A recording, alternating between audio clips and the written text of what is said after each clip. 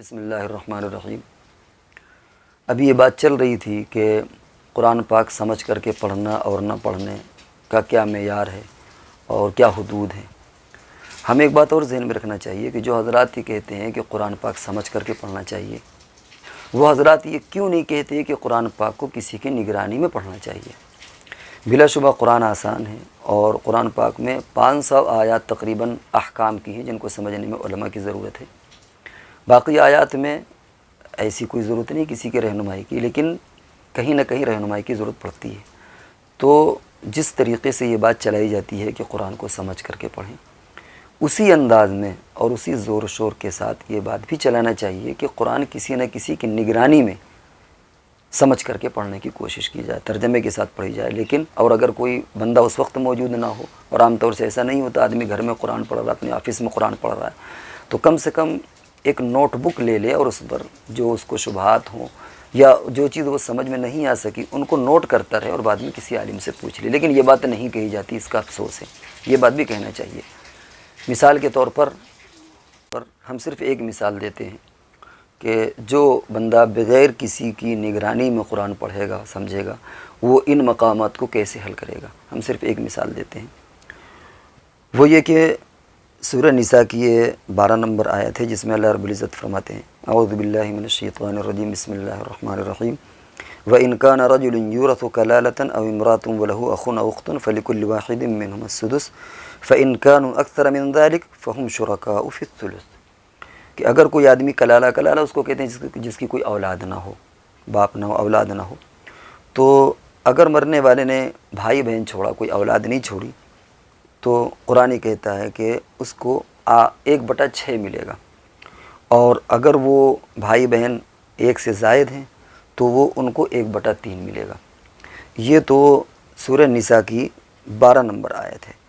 اب ہم سورہ نساء کی آخری آیت دیکھتے ہیں۔ دیکھیے اس کے اندر سورہ نساء کی جو آخری آیت ہے اس میں کیا فرمایا، یستفتونک قل اللہ یفتیکم فی الکلالہ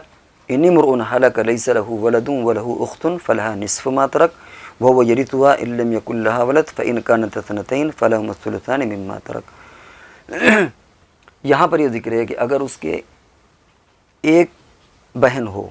تو ایسی شکل میں اس کو آدھا ملے گا، اور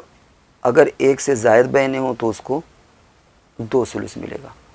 وہاں جو حکم تھا اس یہ سورہ نساء کی یہ جو آیت تھی، اس میں ذکر ہے کہ اگر ایک بہن ہو تو اس کو 1/6 ملے گا، اور وہاں ذکر ہے کہ اگر ایک بہن ہو تو اس کو آدھا ملے گا۔ سورہ نساء کی جو 12 نمبر آیت ہے اس میں کہ اگر ایک سے زائد بہنیں ہیں تو ان کو ثلث ملے گا، دونوں کو،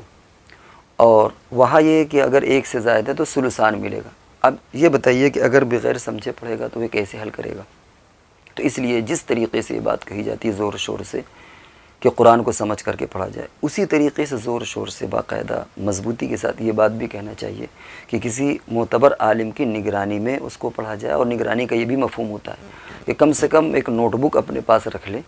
اور جب ترجمہ پڑھے، تفسیر پڑھے، اور اس کو باقاعدہ نوٹ کرتا رہے۔ ممکن نہیں کہ یہ ساری چیزیں تفسیر سے اس کو مل جائیں، ہو سکتا ہے اس کو کنفیوژن ہو جائے۔ ایک اور آیت ہے الیوم احل لکم الطیبات وطعام الذین اوتوا الکتاب حل لکم وطعامکم حل لہم۔ یہاں اللہ رب العزت ارشاد فرماتے ہیں کہ اہل کتاب کا کھانا تمہارے لیے جائز ہے اور تمہارا کھانا ان کے لیے جائز ہے۔ تو ٹھیک ہے، ہمارا کھانا وہ کھائے نہ کھائے اس سے لینا دینا نہیں، لیکن اہل کتاب یعنی یہود اور نصارہ کا کھانا ہمارے لیے جائز ہے۔ تو وہ تو نہ جانے کیا کیا کھاتے ہیں وہ، تو اب قرآن سے معلوم ہوگا کہ ہم بھی وہ چیزیں کھائیں، تو اب اس کا کیا مطلب ہوگا؟ ممکن ہے آدمی ترجمہ پڑھے اور اس کو یہ چیز حل نہ ہو۔ تو ترجمہ پڑھنے میں، سمجھ کر کے پڑھنے میں ایک بات یہ بھی ذہن میں رکھنا چاہیے کہ کسی معتبر عالم کی نگرانی میں اس کو پڑھا جائے تاکہ اسے اس طرح کی کوئی دشواری نہ ہو۔ تو جس طریقے سے ہم یہ بات زور سے اور ماشاءاللہ زور شور سے یہ بات چلاتے ہیں کہ قرآن کو سمجھ کر کے پڑھا جائے، اسی طریقے سے اس میں یہ بات بھی ایڈ کر لینا چاہیے کہ کسی معتبر عالم دین کی نگرانی میں اس کو پڑھا جائے۔ اور نگرانی کا مقصد یہی نہیں ہے کہ اس کی موجودگی میں، بلکہ اگر اکیلے بھی ہم پڑھیں تو کم سے کم ہمارے ہاتھ میں ایک نوٹ بک ہو اور ہم ان چیزوں کو نوٹ کرتے رہیں جو سمجھنے کی ہوتی ہیں، اور بعد میں اپنے علماء سے اس کو سمجھ لیں۔